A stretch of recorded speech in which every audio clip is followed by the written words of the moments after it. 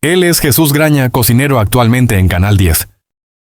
¿Cómo fue el cambio? Porque vos sos de Colonia de Carmelo. Exacto. ¿Cómo fue el cambio de venir a Montevideo?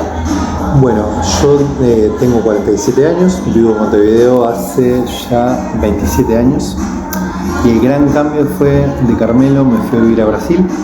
Viví en Brasil en un estado muy chiquitito que queda entre Río y Bahía, que se llama Espíritu Santo, yo como llamo Jesús casualmente, y me fui a vivir ahí porque yo cantaba mucho en coros en mis primeras juventudes, entre los 12 y 18, y viajaba mucho por canto.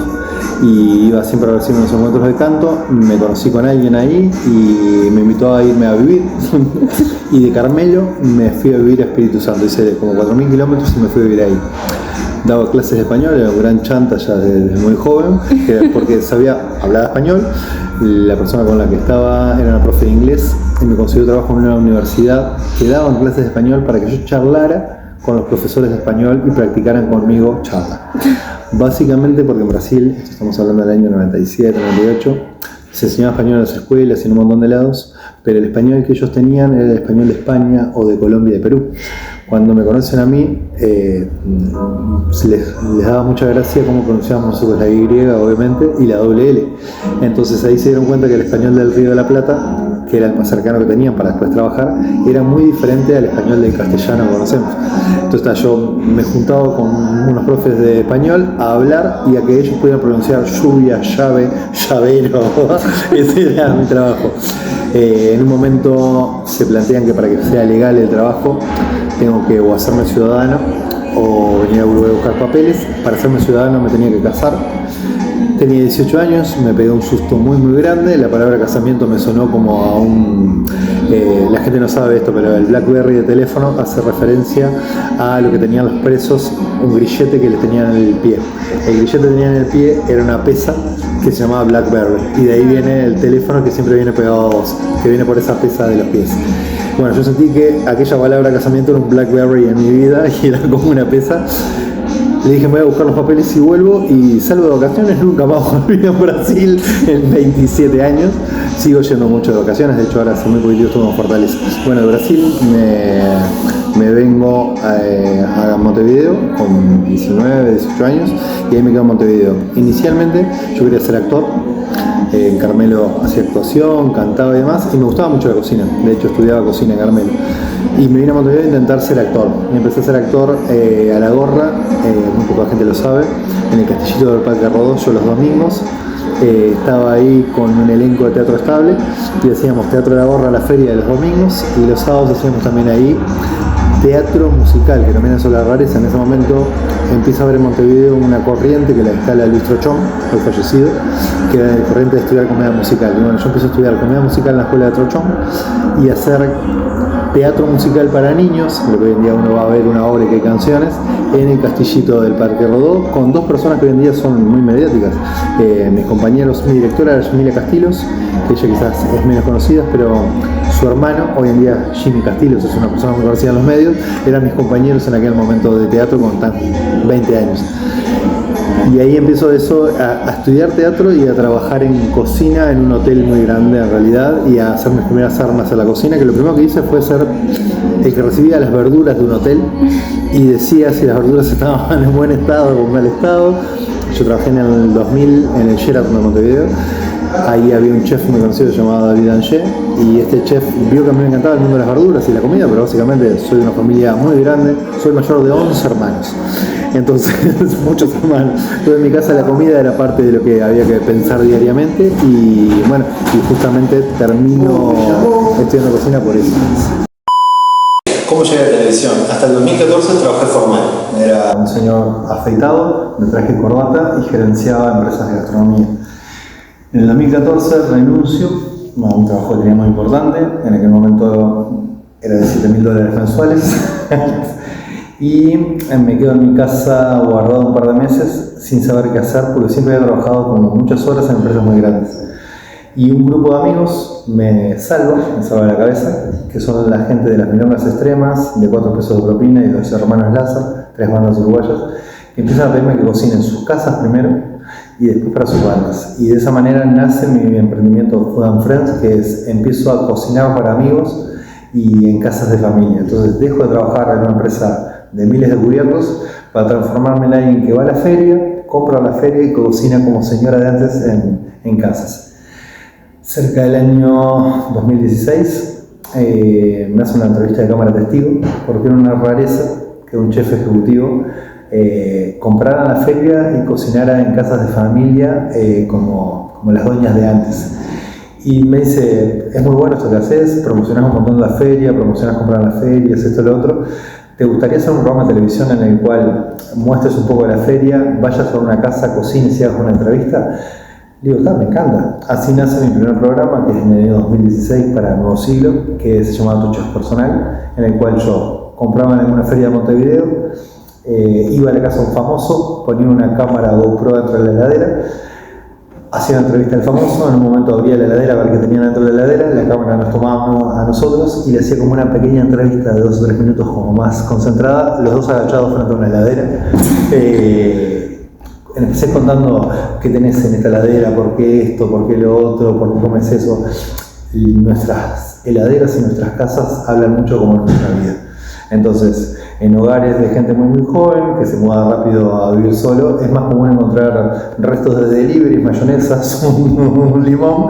En hogares quizás como los de tu mamá, que sé que en el día de ayer cocinó pizzas para ustedes, es mucho más común encontrar una heladera con mucha más cantidad de cosas y demás. Entonces, así nace mi primer programa de tele, que tuvo 3 temporadas. Tu Chef Personal 1, 2 y 3, y una temporada de verano en la cual me voy a recorrer paradores de verano y demás, y también hacer entrevistas que terminé desde dueños de restaurantes a salvavidas en la Posta de Cangrejo haciéndole entrevistas. Este programa me iba bien, estaba en Nuevo Siglo, me caso entre medio de esto y lo otro, tengo mi primer casamiento, me voy de luna de miel, vuelvo del casamiento. Y yo tenía trabajado un montón para empresas, cocinando, tenía mi programa, me gustaba mucho y viene la pandemia. Obviamente desaparece la idea de poder ir a una casa, cocinar en una casa, empieza a cocinar todo el mundo. O sea, en la pandemia yo descubrí que mucha gente que nunca había cocinado, en la pandemia le ayudó a poder cocinar. Sí. Y también en la pandemia, un canal de televisión que es BTV, le gusta lo que yo hago y me dice, no podemos cocinar en BTV en piso porque BTV no tiene cocina y no tiene extracción, pero sí podemos hacer 2 móviles por semana desde tu casa y que salgas cocinando desde tu casa. Entonces, las primeras veces que yo entro a aparecer en BTV, yo en ese momento me mudé como 3 veces de casa, fueron todos mis livings de diferentes apartamentos que tuve, pero empiezo a cocinar en BTV, a los 4 meses se dan cuenta que rinde mucho la cocina y arman una cocina en BTV. Y empiezo a estar en piso todos los días en BTV. En aquel momento el magazine se llamaba Día a Día y estaba Fito Gali y Anaí Lange conduciendo el programa. Que él siempre quería que cocines con panceta. Exacto. Fito Gali hasta el día de hoy es un gran amigo personal, le mando un beso, es un genio de la vida y alguien lo podrías entrevistar, pero si hay en este mundo que es muy caritativo con gente que está arrancando a laburar, es Fito. Todo lo que yo sé de televisión lo aprendí de Fito.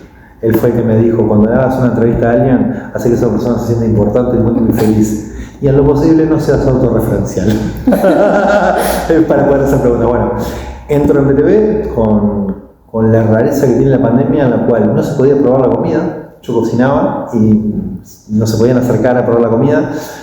Una semana estaban ahí en piso y Fito desde su casa vía Zoom, y la otra lo mismo. El único que estaba siempre en piso todos los días era yo.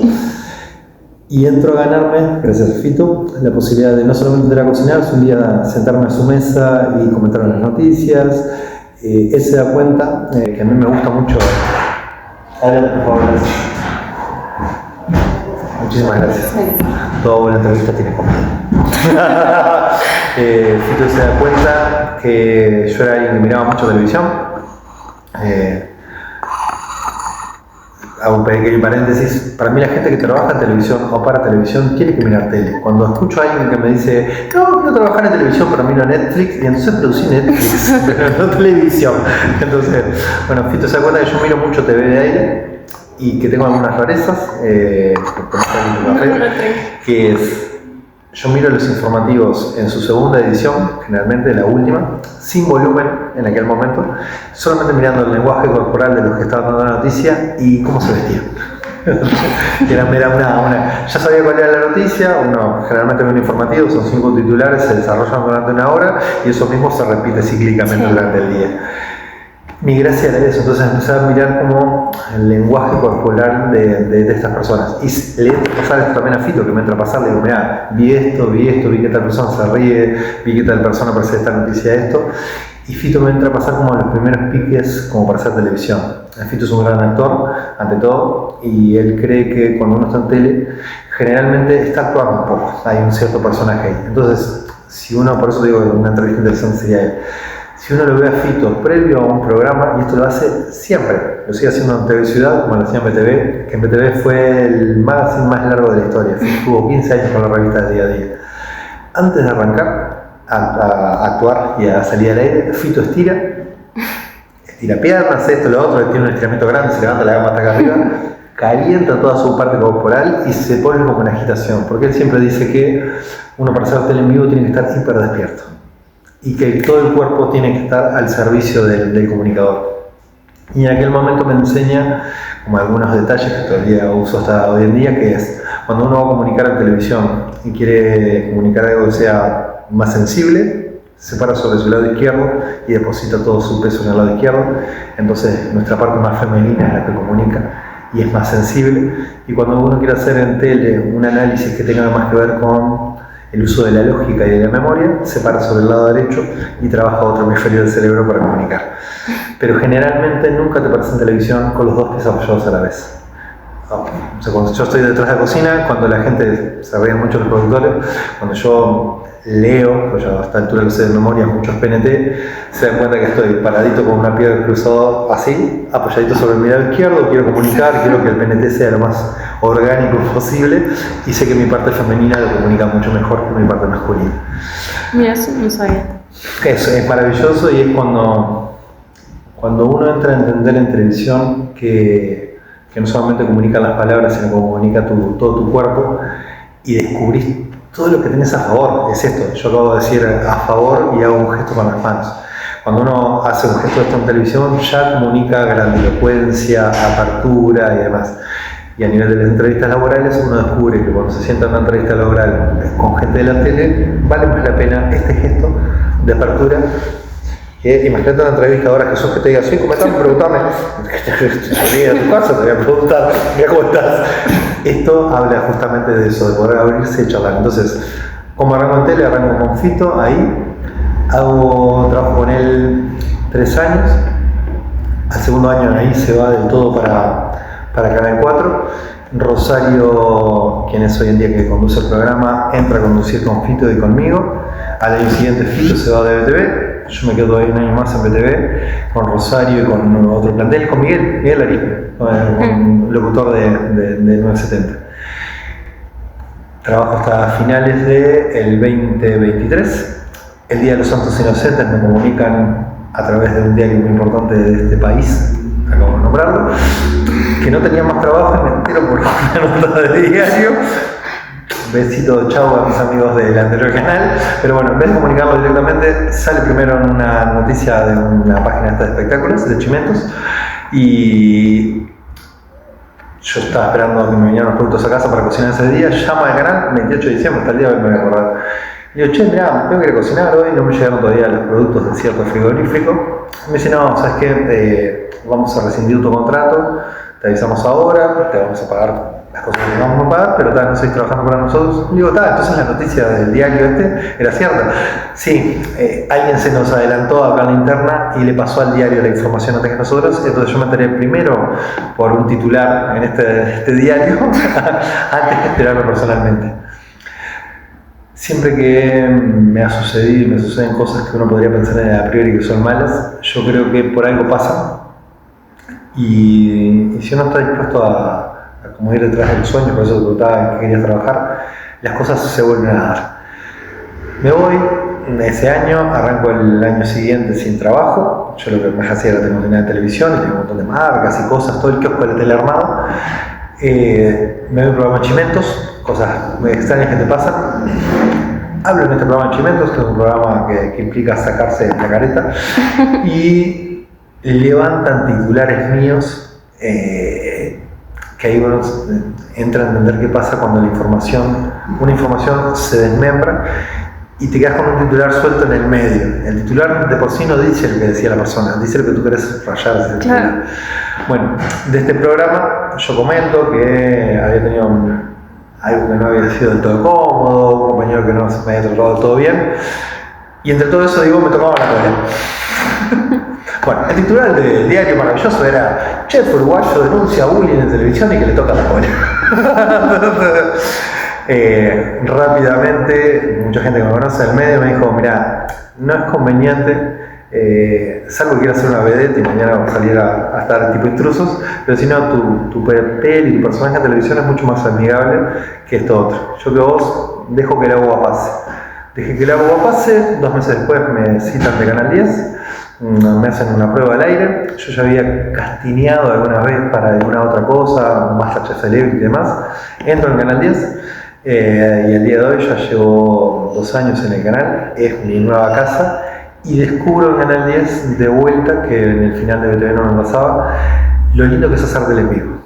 Lo que sucede cuando uno hace tele en vivo, o sea, lo que pasa en los hogares. Hoy justamente lo hablaba con una jefa de piso y le decía que me sucede, me llegan mensajes por Instagram y demás, pero por ejemplo tengo una señora que se llama Susana, que me escribió a través de alguien conocido del hipódromo, que no ve, es no vidente, pero que todas las mañanas prende la tele y Canal 10, y que con escucharme decir la receta y reírme, a ella le alegro la mañana.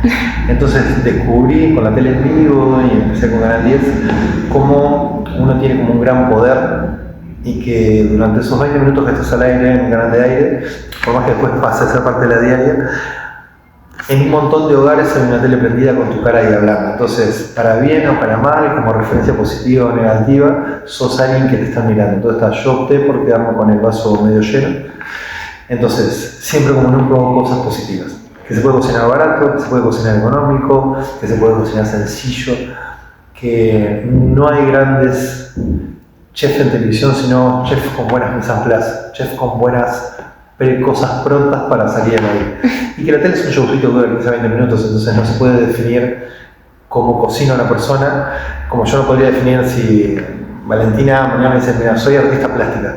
¿Podemos definir cómo pintas un cuadro por 15 minutos que salga en la tele? No, quizás elaborar un cuadro te lleva un montón más, o este es el trabajo que estás haciendo. Yo descubrí con la tele de aire y con Canal 10 que suena como a película del Hombre Araña, como dijo el tío dijo a Peter: todo gran poder trae bajada una gran responsabilidad. La tele en vivo tiene el gran poder que vos entras a caminar por el barrio y la gente te ve, de que te vi en la tele, te vi en esto, te vi y sonríe, te vi en tal cosa, y la responsabilidad de decir: ¿qué hago con esto que me pasa? ¿Qué hago? Vos que vas a terminar ahora en tu vida para adelante el micrófono, eso, ¿qué vas a hacer con eso? ¿Vas a querer hablar de la vida de Valentina? ¿Vas a querer contarle cosas a otras personas? ¿Vas a ser un amplificador de otras cosas? Pero entrar a pensar por dónde es que te gusta el tema de trabajar en medios y comunicar. ¿Pero qué es lo que te gusta más? ¿Te gusta más cocinar o estar en los medios?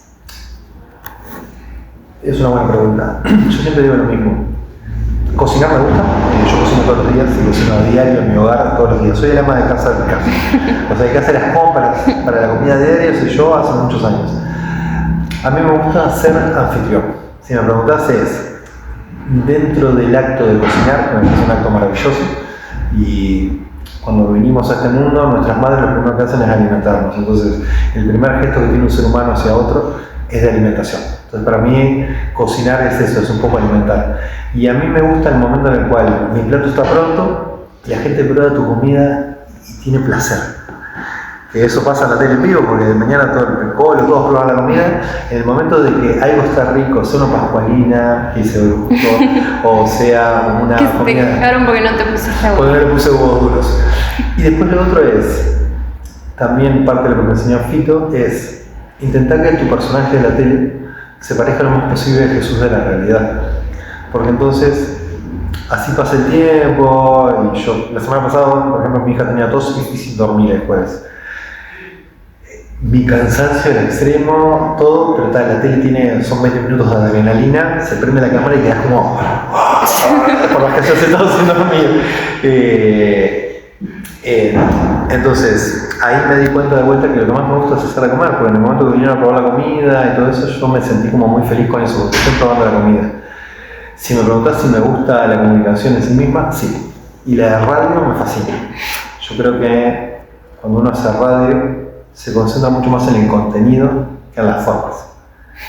¿Cómo es cocinarle para Petru que no le gusta el comino? ¿O tus hijas, hay algo que no les guste y se los escondes? Tengo por suerte hijas que comen de todo y que son muy fanáticas, va a parecer una rareza, pero es los festejos en mi hogar de cosas importantes, no es con comida hecha por Jesús, sino que nos gusta mucho el sushi, nos gusta mucho. Y mis dos hijas, tanto la que tengo tiene 16 como la que tiene 4, les encanta el pescado crudo, les encanta esto, pero en las dos el paladar de ellas se ha ido criando con mi trabajo, entonces yo siempre probamos cosas en la feria, si vamos de viaje en esto, y si no gusta, no gusta, o sea, no tiene por qué gustar, pero siempre intentemos probar algo nuevo para ver qué te pasa en la boca, qué sentís. Entonces cuando uno descubre que el mundo tiene 1000 millones de sabores por probar, que cada sabor es una sensación en sí misma, una nueva en sí misma, así está, yo quiero probar los gustos de todo el mundo, quiero ser Charlie de la fábrica de chocolate y tener todo. Cocinar para la gente de la tele, lo que tiene de particular es, yo entiendo que estoy cocinando para el que me ve del otro lado, pero también para el que tengo ahí. Y puntualmente me gusta hacer mimosear con esto. De hecho, esto no sé cuándo vas a editar la nota, pero Petru tiene la particularidad de que nunca cocina en su hogar. Viven en la misma casa hace aproximadamente 15, 18 años. Su cocina nunca se encendió. No sabe si el anafe es eléctrico o a gas, para que tengamos una idea. Pero le encanta mucho la comida. Y yo tuve la suerte, yo siento que siempre soy un tipo como, por más que no crean en Dios, angelado. Yo tuve la suerte de tener un padrino como Fito muchos años en mi carrera. Y ahora entré en Canal 10 y tengo al mejor amigo de Fito Gali, que es Petru. Ellos son amigos de toda la vida. Entonces yo sentí que caí en un canal donde hay otra persona, otro ser para protegerme. Entonces yo intento que la comida que hago le guste a Petru, le guste a Colo, le guste a Eli. Con Eli comparto que somos amigos fuera de la televisión, con el Colo que estoy conociendo ahora. Y Petru puntualmente es eso. Sé que es lo que le gusta porque también, como conozco muchos amigos, nosotros acá estamos para la gente que va a mirar la entrevista, estamos en un cafecito que queda a media cuadra de la sede del Pichinete. En este mismo barrio vive Fito Gali. Vive a media cuadra de acá. Y vivió en este barrio 55 años de su vida. O sea, toda su vida vivió en este barrio, en esta misma casa. Y siempre Fito, que también es como Petru, que no cocina, por eso te los nombro, ha comido en un bar, que es de acá de la zona, le podemos hacer el chivo, no pasa nada, que es en el bar Las Flores, que queda en la esquina de Maldonado y Cole María. Bueno, tanto Petru como Fito son fanáticos de las milanesas, de los churrascos, de las papas fritas, de los huevos fritos, de la panceta, pero básicamente de comida de minutas, muy sencillita y como hiper sabrosa. Son el tipo de persona que come eso de afuera. Debo decir que en cualquiera de los dos hogares alguna vez ha ido milanesas hechas por mis caseras que son igual. Pero aquí con esto, a Petru le gusta mucho la cocina mía como casera. Lo único que no le gusta es el comino. Está bien ahí el punto.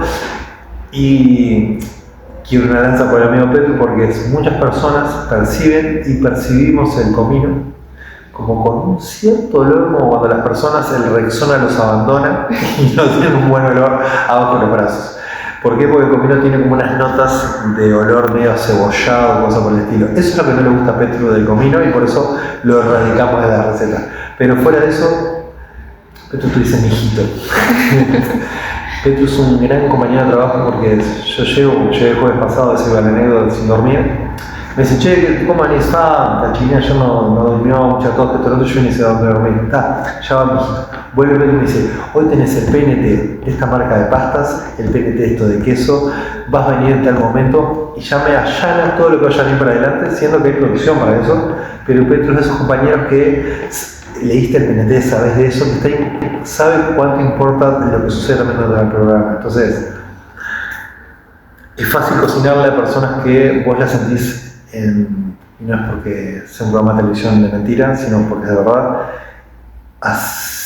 en cierta distancia terminan siendo tus amigos. Entonces yo comparto con ellos mucho tiempo de mi vida, empiezo a saber sus gustos, empiezo a saber si Eli arrancó una dieta más keto, si el Colo se hizo un poquito más gordito y por eso ahora me pide no picotear tanto en el inicio. Petru, excepto conmigo, come de todo, es maravilloso y todas las cosas que tengan como sabor a casero a Petru le traen una nostalgia. Entonces es un gran comensal de eso, de que rápidamente conecta con sus emociones de actor, de esto, y los sabores a manteca, a panceta, a esto, de cositas caseras le traen como un mimo para adentro de lo que fue. Vos tenías un espacio donde cocinabas recetas para diabéticos, nada. Sí. ¿Qué opinas o qué crees que pasa en las comidas últimamente, que actualmente hay mucha intolerancia, ya sea a la harina o al azúcar? Opino dos cosas. Hoy justo estuve hablando de esto con la producción del canal. Francia se dio cuenta, y está haciendo unas pruebas hace 2 o 3 años, que en panificados hechos con la famosa masa madre que ahora está de moda, no hay intolerancia al gluten. Con lo cual entraron a reverse en realidad. Hay mucha intolerancia al gluten porque la gente se volvió intolerante al gluten o porque las harinas hoy en día ultraprocesadas causan esa alergia. ¿A qué voy con esto? El ser humano se alimentó de harinas en todas partes de la humanidad. El fenómeno de la harina apareció como 7.000 años antes de Cristo. Entonces, por alguna razón extraterrestre, Dios divino, lo que fuera, en Egipto, en la Mesopotamia, en la península ibérica, en el norte de América, los peruanos y demás, procesaron algún almidón, algún grano, lo molieron y hicieron algún tipo de pan. Y todas esas culturas evolucionaron y pudieron vivir 10.000 años. Casualmente, el ser humano en los últimos 10 años ha aparecido esto. Entonces, dos cosas de eso. La industria alimenticia, que no quiere decir que sea la industria de la nutrición, es una industria como la de la ropa, como todas las demás, siempre elige tener alguien como héroe y alguien como villano. Durante muchos años, los villanos fueron las grasas. Entonces, por eso nos criamos una generación que no comía manteca, el huevo te causa colesterol, esto, lo otro. Después se dieron cuenta que en realidad el ser humano puede comer perfectamente un huevo todos los días o 2 huevos todos los días y no hay colesterol necesariamente por eso, que quizás vienen por ultraprocesados, por otras cosas. Entonces, ¿a qué voy con esto? Durante mucho tiempo se demonizó eso, hoy en día no se demonizó y hay dietas así que son coma carne, huevo y queso todo el día, dietas keto que no hay almidones. Y la industria encontró alguien a quien pegar de nuevo, que son a las harinas, a los almidones. Entonces hay como un encarnizamiento en que las cosas no tengan gluten, que está bien, que es como una elección, pero es una mentira, una falacia que el gluten no alimenta o que esto lo otro, sino la humanidad evolucionó en base a la agricultura, evolucionó en base a las mujeres, las primeras cocineras de la historia, agricultoras de la historia, agrónomas de la historia son las mujeres porque fueron las primeras que vinieron con un reloj biológico con el cual pudieron definir con su reloj personal cómo pasaban las estaciones. Y no por algo hasta hoy en día, que uno puede ver la cara de 3D de un niño, el brazo se mide en lunas. Entonces, ¿a qué voy con esto? Durante muchos años nos alimentó la harina y estuvo todo bien. Entonces, ¿qué pasó ahora? Que la industria encontró de qué manera vendernos otras cosas que no sean harina y demonizar esto otro. Entonces hay harinas de mandioca, harinas de esto, harinas de lo otro. Yo siempre le digo a la gente, en especial a los que son celíacos, leyeron las etiquetas de la mezcla esa maravillosa que viene 3 harinas que tiene mandioca, maíz y arroz. Esto es por la etiqueta. Le diría a las personas esas, lean por qué esa mezcla de harinas para celíacos, esto lo leo con tu mamá, que me mandó las 2 marcas de harinas. Sí, ella mira todo eso. Exacto. Las 2 tienen goma sántica. ¿Qué es la goma sántica? Con lo que se hacen los chicles. Entonces, ¿por qué un ser humano tendría que estar comiendo esencia de chicle en un pan? Entonces, quizás hay que descubrir, yo hablé con esto con tu mamá, si un pan que no tiene gluten lo amasamos más o menos, si un pan que no tiene gluten, ¿qué es lo que hacemos para que no quede duro? Pero ir a un producto prehecho que vende la industria y que en esa venta pasa eso, desconfiaría. Y después lo otro es, Uruguay por supuesto es muy adelantado en esto, los autónomos en las etiquetas no son un chiste, son un estudio. Entonces, ¿por qué un paquete de galletitas dulces, no la vamos a nombrar la marca, pero es una galletita de chocolate y crema en el medio blanquita, muy conocida, hay helados de esta galletita y todo, ¿por qué esas galletitas tan conocidas tienen los 4 octógonos Entonces tiene exceso de azúcar, bien, es algo dulce. Exceso de grasa, está bien, tiene una mantequilla.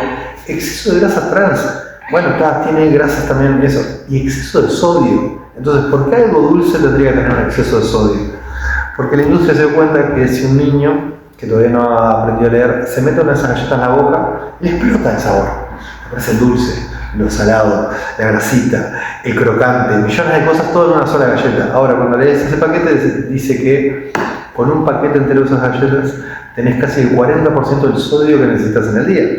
Entonces, quizás si le damos de merienda a ese niño ese paquete de galletas, estemos pensando que le damos algo para alegrarlo, pero empecemos a generar que ya lo existe hoy en día, una generación de niños hipertensos. ¿Por qué? Porque hay sal en todos los alimentos dulces, que no tendría que haberla, salvo porque descubrió la industria que aquello que hacían nuestras abuelas, una abuela hacía una torta de chocolate, le ponía una pizca de sal, realzaba el gusto de chocolate, realzaba el gusto de azúcar. ¿Por qué? Porque en boca se percibía. La industria tomó eso y esa pizca de sal lo transformó en 3 cucharas y hoy la torta de chocolate más rica del mundo prehecha viene con exceso de sodio.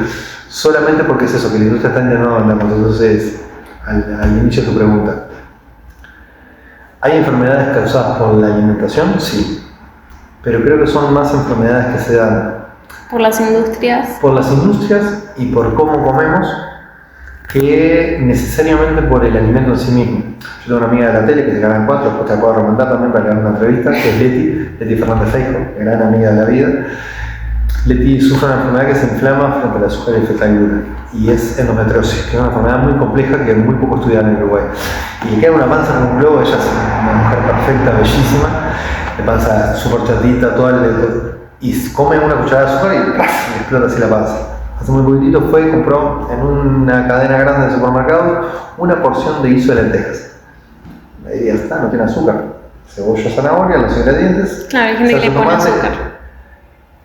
El supermercado, para que no se le pusiera ácido el guiso, estando tanta cantidad de horas a baño María, le empezó a ir agregando azúcar. Entonces, en el inicio el guisado no tenía azúcar. A las 7 de la tarde, cuando lo compró mi amiga, ya tenía mucho azúcar. Conclusión, ella comió, se inflamó, pero a su vez el novio de ella es diabético. Entonces le dijo, no comas esto, porque vos sos diabético. Entonces, ¿a qué voy con esto? Yo trabajé en ADU. Muchas veces la industria fabrica alimentos que no están pensados para ninguna parte. Entonces un diabético compra ese guiso pensando que en un guiso de lentejas no tiene que haber azúcar, y tenía azúcar procesada. Trabajar en la asociación de diabéticos a mí me brindó la posibilidad también de entender que lo dulce no necesariamente está asociado al azúcar. Incluso con las harinas, con mi madre que es intolerante, muchas veces pensás que no todo tiene harina, y hasta la yerba tiene harina porque está procesada. La yerba, todos los fiambres, los quesos, un montón de cosas. El viejo mundo, yo digo el viejo mundo con más que nada Europa, se dio cuenta de todo esto y hace muchos años cambió su regulación de la alimentación. Entonces, vamos a mover un sándwich que está con pan. Para vos poder ponerle pan a algo en España o en Francia, no tiene que tener más de 5 o 6 ingredientes. Llámese harina, agua, sal, toquecito de azúcar, levadura y ya está. Todo lo que tenga más de esa cantidad de ingredientes es un alimento elaborado a base de tipo pan. ¿Con qué voy con esto? Bajo la concepción europea, todos los panes de molde que conocemos hoy en día no son panes, son alimentos símil a un pan. ¿Por qué? Porque en un pan de molde, de cualquiera de todas las marcas, no importa, hay unos 38 ingredientes, 39, yo lo tengo bastante estudiado. 5 son los que nombramos: harina, agua, sal, levadura y una materia grasa. ¿Qué son los otros 33? ¿Qué es XXX2R3? Y millones de siglas así, salvo que seas ingeniero químico, son... O los que están ahora con los nutricionistas que les dicen que se fijen. Exacto. Entonces, hoy en día en Uruguay todavía seguimos teniendo una industria que te hace quesos de sándwich, en los cuales la feta se quiebra. Es decir, ¿por qué se quiebra una feta de queso? Y es porque el contenido de gluten que tienen es grandísimo, el contenido de almidones que encontrás en las hamburguesas, en las nuggets, en el queso, en los jamones. Yo siempre le digo lo mismo: hay jamones que al cerdo lo vieron en la etiqueta, porque vos ves como una pasta rosada, todo igual. desconfíen. Desconfíen con esa homogeneidad de color y de eso. Entonces, un jamón bueno se tendría que ver, obviamente mucho más caro, pero son los de cura y demás, fibras todavía del músculo con el cual se fabricó ese jamón. Cuando eso desaparece, estás comiendo un pancho grandotote con forma de, pero... Y de vuelta, ¿por qué se agregan almidones? Porque el ingrediente más barato de la cocina sigue siendo el agua. Entonces, cualquier cosa que hidratada en agua aumente su volumen y su peso es rentable. Entonces, por eso los fiambres, los quesos, las salchichas, los panchos, los embutidos, los chorizos, toda aquella cosa, porque uno mete un pancho en el agua y crece. Uno tendría que meter una cosa que es una proteína animal y todas las proteínas animales, cuando se cocinan, pierden volumen. Se contraen y pierden volumen. Excepto los panchos, que crecen por dos. Es decir, ¿qué tendrá que este pancho que crece? ¿Qué cosas crecen cuando en contacto con el agua? Los almidones. Entonces, por ahí uno pone 100 gramos de pasta seca y se transforman en 300, 100 gramos de arroz y dependiendo del arroz se transforman en 300 porque aumentan su volumen en base al agua. Entonces la industria que descubrió que si le agrego almidones a cosas que vayan en contacto con el agua o cosas que tengan así, puedo tener más volumen y más peso a más bajo costo. Es más fácil un jamón con 100 gramos de almidón. Los tiras más con harina. 100 gramos de almidón me permiten a este jamón meterle 200 gramos de agua. 100 gramos más de carne no era nada. Entonces, 100 gramos de carne quizás me cuestan 10 pesos, 100 gramos de almidón 0,0 nada. Agregamos el almidón, le ponemos un poco de agua, crece y te queda esto. Pero ¿cómo le damos gusto? Sal, saborizante, ahumado, un montón de cosas y salen esas pastas de jamón maravillosas que de vuelta que el contenido de proteína, quizás en un jamón de muy buena calidad, que por supuesto se le pone fiambre de cerdo, quizás es un 30, un 35, entonces como algo que tendría que ser su mayor componente de la proteína animal, es uno de los ingredientes que tiene menos. Pensamos. ¿Cómo la gente te puede contratar para las comidas, para un evento? Redes sociales, mi nombre es Jesús Graña, hoy es raro, pero creo que todos los que en algún momento yo lo voy a hacer. Trabajamos en televisión en el medio y ponemos nuestro nuevo nombre en Google, a ver qué aparece. Nunca pusiste Valentina en Google a ver qué parecía. Cuando era niña. No fue hace mucho, hace 8 años atrás. Bueno, por redes sociales, Instagram o Facebook, soy de la generación bisagra.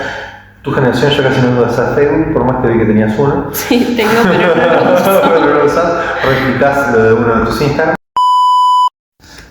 Me pasó hace muy poquito, me fui de vacaciones a Brasil y terminé comiendo en un restaurante en uruguayo por un televidente. Se enteró que me iba de vacaciones, a dónde, pidió mi teléfono, me mandó un WhatsApp, se contactó con el dueño del restaurante a 5.000 kilómetros de acá y el dueño de ese restaurante me recibió en su restaurante porque alguien me había visto en la mañana en Canal 10.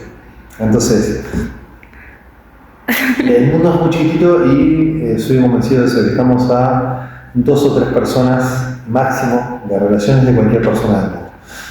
Sí, eso es verdad. Y entonces, de vuelta, ¿cómo hacen para contactarme? Escriben en el canal, a la Radio Universal, súper cerquinizo, el festejo de los 70 años de Universal. Entonces, y se consiguen los teléfonos y eso, y soy una persona que si quizás no logro cocinarte para tu casa, para un cumple, para lo que fuera, igual intento ver cuál es la duda que tenés, cuál es la necesidad y ver por dónde la podés canalizar mejor. Entonces soy un gran recomendador de otros servicios de catering que no son el ¿Te queda algún sueño por cumplir? Muchos. Sobre todo algo que estoy ahora tirando la semillita para muchos lados. Yo hice, como te dije, comedia musical en el inicio de eso. Yo quiero volver a cantar. Cada vez que canto, me pasa como estar en la tele, que es cuando estoy muy feliz canto. La gente lo sabe esto. Y soy de ese loquito suelto que la gente te encuentra cantando en la calle. Entonces me gustaría volver a cantar en coros, en zarzuelas. En un momento hice muy joven, también cuando era joven, canté en el teatro de verano. Entonces creo que como comer es un hecho mágico en el cual cambian cosas en las personas.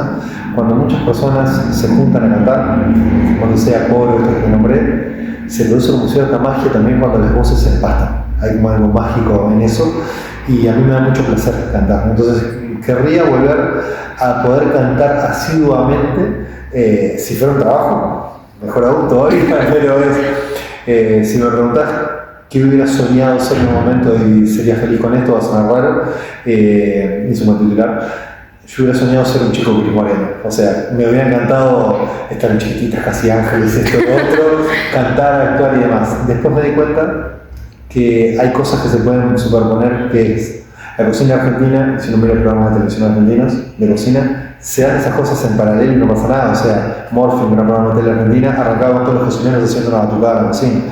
Entonces, si me preguntas eso, querría volver a cantar y ante todo querría que a través de la cocina y de mi laburo, mis hijas puedan elegir mucho más rápido que yo hacer algo que les guste y no algo que les dé plata. Igual actualmente es como más fácil, se puede estudiar mucho más. Bueno, la música, por ejemplo, era un tema que antes capaz no tenías dónde estudiarlo y ahora hay un montón de escuelas.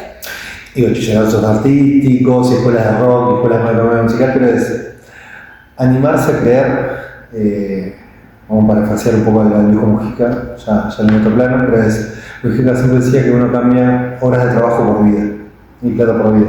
Entonces, a alguien como vos que tiene 20 años, yo le diría, no cambies ninguna vacación tuya con amigos en Cabo Polonio, en Coso, por ningún trabajo. O sea, aprovechar lo máximo que puedas entre tus 20 y tus 30, porque después van a venir otras cosas en tu vida que van a hacer que cada vez el ver a qué le dedicas el tiempo sea como más escueto.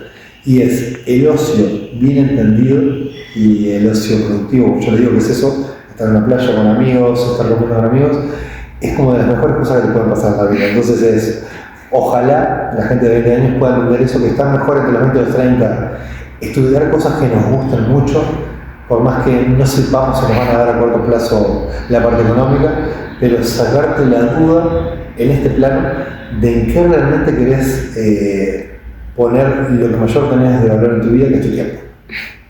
¿No te gustaría tener un restaurante? Siempre digo lo mismo. Los restaurantes tienen dos complejidades en Uruguay. Una es que somos un pueblo chiquitito, entonces mirá, hoy estamos acá en un café que debe tener como capacidad para 60 personas. Y estamos nosotros, unas señoras por ahí, un señor sindicalista ahí muy mojado de Detroit, no sale. Pero fuera de eso, se van a dar cuenta en el video con un cambio que hay de imagen. Pero es, los restaurantes tienen ese fenómeno en Uruguay, que es el poco público, y después que el uruguayo es poco salidor a comer afuera. También. O si salen a Punta del Este, se van siempre de viaje a otro lado y no tanto en donde vivís. Entonces quizás en una casa como la tuya, la mía, que son normales, en un domingo, antes de comer pizzas afuera, te dicen, no, tu vieja te dice, yo las hago acá las pizzas, yo hago acá las hamburguesas. O el famoso delivery que también te terminás perdiendo ir. Sí, pero no solamente te terminás perdiendo ir, sino que es, cuando vos vas a un restaurante hay un cajero, hay un mozo, hay alguien que lleva la comida y demás. Cuando compras de delivery y es una cocina escondida, de esas cocinas que no tienen un restaurante por detrás, hay un dueño, hay alguien que cocina y una moto que trae la comida. Hay un montón de cosas en el camino de salida. Entonces, vuelvo a la pregunta.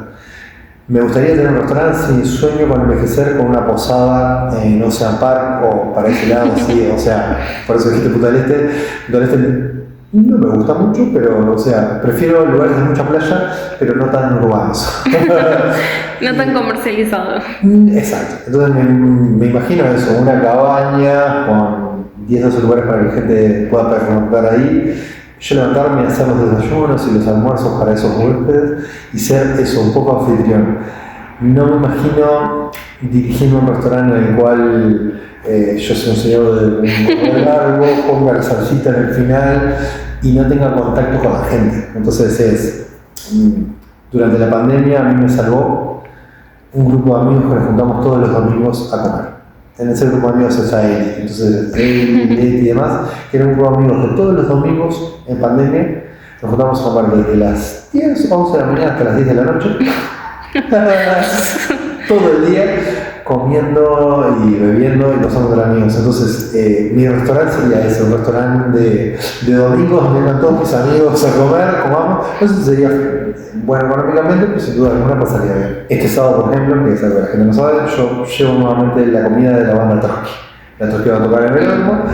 Es una banda que casualmente ha sido telonera, sus canciones en muchos programas que yo trabajo en televisión, y soy gran fan de ellos. Entonces el año pasado fueron a la tele, comieron mi pan, me gustó, me pidieron un catering para el toque, y este año me volvieron a escribir de vuelta la semana pasada, Jesús, puedes venir con tus magias, como dicen ellos, que es pan, fiambre, queso, numo, cosas por ahí, para el toque de la Trotsky. Entonces, Yo creo que los músicos son los que mejor valoran mi comida porque, primero que si no vivirían a pizzas del bar Manchester en 18. Entonces cuando comen algo casero lo valoran un montón. Y después, a mí me gusta darle de comer a gente que no solamente coma para llenarse, sino que coma como disfrutando del hecho de comer. Entonces con los músicos encontré como una sinergia maravillosa. Yo soy tremendo groupie de mis amigos músicos y mis amigos son muy groupies de mi comida y ahí machamos maravillosamente. De hecho, gracias a la cocina, y creo que en breve vamos a dar vuelta, tuve la posibilidad de llevarle unas milanesas a Coti, acá en un argentino, que probaron mis milanesas y dijeron en un escenario que más la milanesa de Jesús. Y si vuelve a Coti, la persona que lo trajo me dijo, mirá que si vuelve te voy a avisar de vuelta, no para que lleves el catering en toda la banda, sino para que le lleves milanesas a Coti.